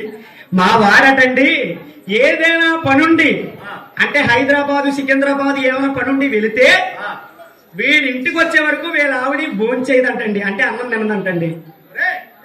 ఒక్కరోజైనా 2 రోజులు గంట లేట్ అవుతుంది భోంచేస్తుందా? అస్సలు భోంచేయదు. 2 గంటలు లేట్ అవుతుంది, అస్సలు 3 గంటలు లేట్ అవుతుంది, అస్సలు 2 రోజులైనా సరే అస్సలు భోంచేయదు. భోంచేయదు అంటున్నావు. ఎప్పుడు వస్తాడు చెప్పి ఎదురు చూస్తూ కూర్చుంటుందిరా. ఎప్పుడు వస్తాడని ఎదురు చూసే మీ ఆవిడి అంత ప్రేమ. అమ్మ బాబోయ్, మరి ఇంతకీ ఎప్పుడు భోంచేస్తుందిరా? నేను ఇంటికొచ్చి వండి పెడితే తింటుందిరా. ఇంటికొచ్చి నేను వంట చేస్తే అప్పుడు చక్కగా బ్రహ్మాండంగా పూజేస్తుంది. పెళ్లి ఆడగానే తీసుకొచ్చి అంట నేనే ఇంటిల్లి పాతకి చేయాలంట వంట. అమ్మ మీరు మాత్రం చేస్తారు తల్లారా, మీ హైటెక్ సిటీలో చూస్తూ ఉంటాం. భర్త గారు కొద్దిగా ఆలస్యంగా రానే ఏమో కొద్దిగా ఆకలి అవుతుంది, కొద్దిగా అన్నం పెట్టండి. ఉండండి, ఇక్కడ మనమదేశం 32 టీవీ సీరియల్ అయిపోతుంది, మీకు అంతగా ఆకలిస్తే కుక్కర్లో అన్నం పెట్టుకుని తినండి అన్నది. ఈ రోజుల్లో అంటే నా భార్య మాత్రం నా కోసం ఎదురు చూస్తూ కూర్చుంటుంది. మరి వంట చేస్తానే కదండి వాళ్ళ ఆవిడ భోజనం చేయాలి. మరి అంతే కదా, మా ఆవిడ వంట గట్ట అన్ని మా ఆవిడే చేయాలి. నిజమేనా? మీ ఆవిడ భోజనం చేయదు, బాగుంది. మరి చక్కటి విజ్ఞానంతో ముందుకు వెళ్తున్నారు. ఎందుకంటే ఆడవారంతా ముందుకు వెళ్తున్నారు రా, ఆడవారంతా ముందుకు వెళ్తున్నారు. అవును, యాక్టర్లుగా, కంట్రాక్టర్లుగా, దేశ ప్రధానిగా, ఇప్పుడు రాష్ట్రపతిగా కూడా, మన గవర్నర్ గా కూడా ఒక మహిళలే ఉన్నారు. అందుకే ఆడవారు అన్ని రంగాల్లోనూ ముందుకు వెళ్తున్నారు. మరి మావాడు తక్కువ తిన్నారా? ఆడవారంతా ముందుకు వెళ్తున్నారు, మరి మగవాళ్ళంతా ముందుకు వెళ్తున్నారు. బాగా అంటే మీరు ప్రోత్సహిస్తున్నారా? బాగా అంటే ఆడవారు అన్ని రంగాల్లో ముందుకెళ్తున్నారంటే మగవారు ముందుకెళ్తున్నారు అంతే కదరా. అంటే మా వాడు ఎప్పుడు మేము ముందుకెళ్తుంటాడండి, అందుకే మా వాడు ఇలా చెప్తున్నాడు. అసలు నీకు విషయం తెలుసా? మద్యాన్ని వ్యాస భగవానుడు గారు చెప్పించారు. మద్యాన్ని, మద్యపానం అనేది ఒకప్పుడు అది కూడా అందరు సేవించేది, ఇప్పుడు కాదు, అప్పుడే సేవించేవారు. కానీ దీని వల్ల అనర్థం ఉందని చెప్పి ఆలోచించినటువంటి వ్యాస భగవానుడు వారు మద్యం తాగినటువంటి వారికి మందబుద్ధి కలగాలి, 7 జన్మల వరకు మరీ జన్మ ఉండదని చెప్పి దానికి శపించాడంట మద్యాన్ని. వ్యాస భగవానుడు వారు శపించారు మద్యాన్ని. అందుకే మద్యం తాగకూడదు అని బోర్డులు ఎందుకు పెడతారంటే అదేమి ఏది విషమని కాదు, దాన్ని తాగినటువంటి వారు బాగుపడరు అనే ఉద్దేశంతో ఆనాడు పెద్దలు చెప్పినటువంటి మాటను ఈనాటికి మన బస్సుల్లో కానీ సినిమా హాల్లో కానీ మద్యపానం తాగకండి అని వేస్తూ ఉంటారు. అందుకే కానీ నీకులాగా ముందుకు వెళ్ళడానికి కాదు. మాకేమో తక్కువ అనుకున్నావా? మొదటి పెగ్గి వేస్తాం, ముసిముసి నవ్వుతాం, రెండో పెగ్గి పిలుస్తాం, రెండో పెగ్గి వేస్తాం. యాదగిరి ఏం భిక్షపతి అడిగిపోతున్నావురా? అరే వస్తుంది, ఒక పెగ్గేసుకుంది రా అంటాం, వాడికి వేస్తాం. ఇక మూడో పెగ్గేస్తాం. మొదటి పెగ్గేస్తాడంటే ముసిముసులు నవ్వుతాడంట, రెండో పెగ్గేస్తాడంటే అమర దానకరుడు తనలోంచి బయటకు వచ్చేసి దారమ్మటి పోయేవాడికి తలకొచ్చొక్క పోయడం మొదలు పెడతాడు. మూడో పెగ్గేసి నీకేమైనా దమాకుందా? నీకేమైనా బుద్ధి ఉందారా? ఏం మాట్లాడుతున్నావు నువ్వేమన్నా?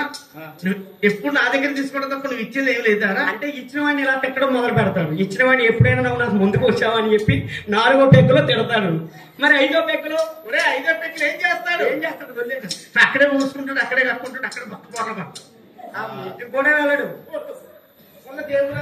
అంటే తాగితే తాగక ముందు రాముడే, తాగితే రావణాసుడు తల్లొచ్చేస్తాయి. అదే అవునా? ఎవడే అనలేదు. అదేలేండి, తాగక ముందు రాముడే, తాగిన తర్వాత రావణాసుడు అయిపోతాడు. ఈ ఒక్క శివరాత్రినా పెద్దలు చెప్పారనమాట. సంస్కృతం సంప్రదాయం ఎందుకు ఆచారాలు శివరాత్రినా ఒక క్రమబద్ధంగా ఉండాలి, దాన్ని దూరంగా ఉండాలి చెప్పి పెద్దలు ప్రతి ఒక్క ఆచారాన్ని చెప్పుకోవాలండి. ఎందుకంటే ఈ రోజు ఇప్పుడు మాకు ఇచ్చేటటువంటి ప్రోగ్రాం డబ్బులతోనూ, మాకు పెట్టించే ప్రోగ్రాం డబ్బులతోనూ ఒక ఆర్కెస్ట్రా ప్రోగ్రాం పెట్టించచ్చు ఇక్కడ ఉదాహరణకి. కానీ ఆర్కెస్ట్రా పెడితే మంచిది కాదు. ప్రజలకి భక్తి తత్వం నేర్పాలి, భక్తిలో ఉన్నటువంటి విలువలు తెలుసుకోవాలి, బుర్రకథలో ఉన్నటువంటి విధానాలు తెలుసుకోవాలి. ఉపవాసం చేసి ఉదయం నుంచి సాయంత్రం వరకు ఉపవాసం చేసినటువంటి వారు రికార్డింగ్ డాన్సులు వింటే కాదు, పరమేశ్వరుడి గారి ప్రేమ అయినటువంటి కథను వింటే వారికి పుణ్యం కలుగుతుంది అని ఆలోచించినటువంటి మన దామోదర శర్మ గారు మమ్మల్ని ఎక్కడి నుంచో పాలకొల్లు గ్రామం నుంచి, దామోదర శర్మ గారు, నాగరాజ శర్మ గారు, పేర్లు తెలియవండి క్షమించండి. పంతులు గారు, మా పంతులు గారు ఎక్కడో నేను హైదరాబాద్ లో ఒకసారి గతంలో 2 సంవత్సరాల క్రితం తండ్రి ఆశయాల కోసం కష్టపడుతున్న వ్యక్తి. ఎందుకంటే ఆ పద్ధతి అనేటువంటి విధానం కావాలి. ఎందుకంటే తండ్రి ఈ లోకాన్ని చూపించేటటువంటి వాడు. ఎలా బ్రతకాలి, ఎలా బ్రతకూడదు, ఎలా బ్రతకాలి, ఎలాగ భక్తిని ప్రజల్లో తీసుకువెళ్ళాలి అనేటటువంటి భక్తి తత్వాన్ని వారికి నిండుగా వారి తండ్రి అందజేసి వారి స్వర్గానికి, కైలాసానికి వెళ్ళారు. అయితే ఆ తండ్రి యొక్క విధానాలను అవపోషణ చేసి, ఆ తండ్రి నడిచినటువంటి బాటలో నడుస్తూ, తండ్రి వేసినటువంటి అడుగుల్లో అడుగు వేస్తూ నడుస్తున్నటువంటి వారు మన నాగరాజ శర్మ గారు. మరి శర్మ గారికి ఆయురారోగ్యాలు, అష్టైశ్వర్యములు, భోగభాగ్యములు, ఆ పరమేశ్వరుడు వారి కృపకటాక్షం ఎల్లప్పుడూ వారిపైన, వారి బిడ్డలపైన, వారి బంధుమిత్రులపైన, వారి యొక్క భక్తులపైన ఎల్లప్పుడూ సమృద్ధిగా ఉండాలని మనస్ఫూర్తిగా మా కళాభివందనాలు అందజేసుకుంటున్నామండి. మీరు చక్కగా నిండు నూరేళ్లు చల్లగా ఉండాలి, మాలాంటి ఎంతో మంది కళాకారులను మీరు ఆదరించాలని మనస్ఫూర్తిగా కోరుకుంటున్నాం. ఈ మహాశివరాత్రి నాడు ఆ పరమేశ్వరుడిని మేము కోరుకునేటటువంటిది మీరు చల్లగా ఉండాలి. మీతో పాటు వచ్చిన భక్తులు, మరి మీతో పాటు వచ్చిన భక్తులు ఎలా ఉండాలి? వారు కూడా ఆ పరమేశ్వరుడి వారి కృప వారిపైన కలిగి, వారి నిండుగా ఒక్కింతకు వెయ్యింతులకు కోటింతులుగా వారి ఎదుగుదల ఎదిగి, భోగ భాగ్యాల సిరి సంపదలతో నిత్యం తునతూగుతూ ఆ స్వామి కృప ఎల్లప్పుడూ వారిపైన కలుగుతుంది. ఈ కథ వింటున్నారు చూడు. నువ్వు ఆర్కెస్ట్రా అంటున్నావు కదా, మరి ఒకప్పుడు బ్రహ్మాండంగా అక్క చెల్లెలు, మరి తల్లులు బ్రహ్మాండంగా పాప పుట్టగానే బ్రహ్మాండం జోలపాట పాడేవారు. మరి ఇప్పుడు జోలపాట పాడుతున్నారు, చక్కగా పాడుతున్నారు. జోలపాట ఎలా పాడాలి? జోలపాట ఎలా పాడతారా? జో జో పాపాయి జో జో నా తండ్రి, ఏడిస్తే నిన్నెవరు ఎత్తుకుంటారయ్యా, ఏడిస్తే నిన్నెవరు ఎత్తుకుంటారయ్యా. జో జో పాపాయి లాలి జో పాపాయి, ఏడిస్తే నిన్నెవరు ఎత్తుకుంటారు. హాయి హాయి జో జో జో జో జో జో పాపాయి కందా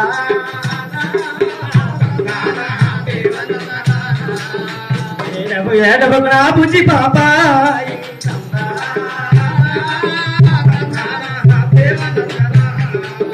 జో లాలి లాలి మేకలుగాయి. ఇది జోలపాట. ఏమండి ఇప్పుడు ఎంతమందికి వచ్చామో జోలపాట? ఒరే నా భార్య, మీకు రాకపోయినా నా భార్య చాలా బాగా పాడుతుంది జోలపాట. అసలు ఎలా పాడాలి? ఒరే నా భార్య, ఒరే నా భార్య నా అబ్బాయిని ఒక కుర్రవాడిని ఉయ్యాలలో పడుకోబెట్టి నడుకోబెట్టి ఈ విధంగా పాడుతుంది. ఉయ్యాలను అటు ఇటు ఊపుతూ ఒరే డిస్కోలో పాడుతుంది. డిస్కోలో మరి ఇప్పుడంతా సెల్ఫోన్, ఒకప్పుడు ఆ ఫోన్లు వచ్చి ఇప్పుడు అంతా ఐఫోన్లే. ఆ ఫోన్ దగ్గర పెట్టి చిన్న చిన్న సౌండ్లు పెట్టి ఇక జోలపాట ఇలా పాడుతుంది. ఎలాగా? జో జో జో పడుకున్నా కొడకాయ్, జో జో జో పడుకున్నా కొడకాయ్, కదిలావంటే కాళ్ళు ఇచ్చేస్తారు, మెదిలావంటే మెల్లు ఇచ్చేస్తారు, పాలంటే పరువు ఇచ్చేస్తారు. జో జో జో పడుకున్నా కొడకాయ్. ఇదేమిటి? ఇది పాట. ఈ పాటలో ఎంత అర్థం ఉందా? రే దెబ్బతో పడుకునే వాళ్ళందరినీ నిద్ర నేర్పించావు కదరా ఈ పాటతో. పాపం అప్పుడప్పుడు ఇప్పుడే కునుకులు వస్తున్నాయి పాపం. శివరాత్రికి నిద్ర జాగారం చేయాలి. దెబ్బతో వాళ్ళందరినీ ఈ జోలపాటతో మెరుగొలిపేశావు. ఈ పాటలో అర్థం ఉందా? చాలా అర్థం ఉంది. జో జో జో జో జో జో పడుకోరు నా కొడకోయ్, పడుకోరు నా కొడక, పడుకోరు నా కొడకోయ్, కొడుకోయ్ కదిలావంటే కాళ్ళు ఇచ్చేస్తాను, కదిలావంటే కాళ్ళు ఇరిచేస్తాను, మెదిలావంటే మెడలు ఇరిచేస్తాను, మెదిలావంటే మెడలు ఇరిచేస్తాను, పాలు అడిగితే పలు పీకేస్తాను, పాలు అడిగావంటే పలు పీకేస్తాను. సెల్ఫోన్లే మధ్యన ఇటువంటి చాలా పాటలు కాదు. అయితే మా వాడు ఎక్కడో కథ ఏంటంటే విషాదమైనటువంటి ఆ యొక్క సతీదేవి దేహాగ్ని జరిగినటువంటి కథ. కథలో ఎక్కడి వరకు వచ్చాం? గంగాధర క్షేత్రంలోనే ఉన్నావు లేరా? కథలో ఎక్కడి వరకు వచ్చావంటున్నాను. కథ గురించి నువ్వు తెలియదు అన్నమాట. అయితే ఆ యొక్క సతీ దేవి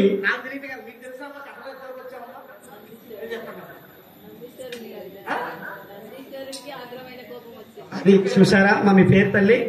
నిజంగా మేము అనుకున్నాం ఏమంటే మాది ఆంధ్ర మాట, వాస్తవంగా చెప్తున్నాం. మా ఓడిది తెలంగాణ, మా ఓడిది తెలంగాణ. అసలైన విషయం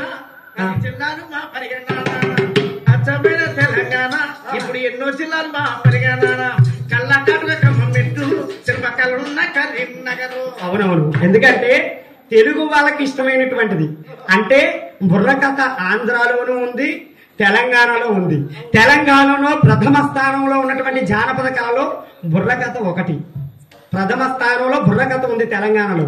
ఇప్పటికైనా సరే దేవాదాయ ధర్మ శాఖలకు కానీ ఏ శాఖకి వెళ్ళినా కానీ ఏ యొక్క ప్రచార మండలాలకు వెళ్ళినా కానీ అందులో ప్రధానంగా ఉండేది తెలంగాణలో జానపద కళలో. విప్లవానికి ఆనాడు ఈ బుర్రకథ ద్వారా విప్లవాన్ని స్వాతంత్రాన్ని తీసుకొచ్చడానికి పోరాడినటువంటి బుర్రకథ. వీరా అభిమన్యుని కథ చెప్పి అభిమన్యుడు యుద్ధ వీరులో ఎంత పోరాటం చేశాడో రేపు మన బ్రిటిష్ వారిని తెల్లదొరలను కూడా ఆ రకంగా తరిమి కొట్టాలి అనే ఉద్దేశంతో ఆనాడు బుర్రకథలు చెప్పగానే విప్లవకారులు పుట్టేవారు ఒక బుర్రకథ ద్వారా. అది ఆంధ్రాలో, ఇక్కడ తెలంగాణలో. అంటే ఇప్పుడు ఉమ్మడి రాష్ట్రంలో ఉన్నప్పుడు ఉమ్మడి ఆంధ్రప్రదేశ్లో ఉన్నప్పుడు బుర్రకథకి అంత పేరుండేది. మేము అనుకున్నాం, నేను ఆంధ్ర మాటలో చెబుతున్నాను అర్థమవుతుంది లేదు అనుకుంటే మా అక్కయ్య గారు ఎంత చక్కగా చెప్పారంటే కరెక్ట్ గా నేను చెప్పిన కథ నేను కూడా మర్చిపోయాను, అక్కడ వరకు వచ్చానండి. ఇంకా సతీదేవి దేహాజ్ఞలో ఉందనుకుంటుంటే నందీశ్వరుడు కోపయజ్ఞ వచ్చింది అక్కడ వరకు చెప్పారండి అన్నారు. నిజంగా ఆవిడికి చప్పట్లు కొట్టాలి, కథ ఎంత శ్రద్ధగా వింటున్నారు ఆవిడ. కాబట్టి ఆ యొక్క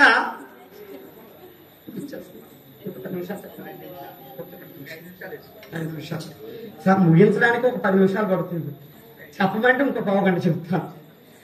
అదే కాల సమయం అవుతుంది కాబట్టి మరి ఒక 10 నిమిషాల్లో మాకు ఆ కార్యక్రమాన్ని ముగించి మళ్ళీ మళ్ళీ సంవత్సరం అందరూ ఆ పరమేశ్వరుడు కృప ద్వారా మరో కథతో శివుడి కోసం ఎన్నో చెప్పాం కదండి. శివుడు దక్ష యజ్ఞం ఇది. ఈ శివుడి గురించి చెప్పాలంటే ఎన్నో కథలు, ఒక సంవత్సరం అంతా సరిపోదు. అయితే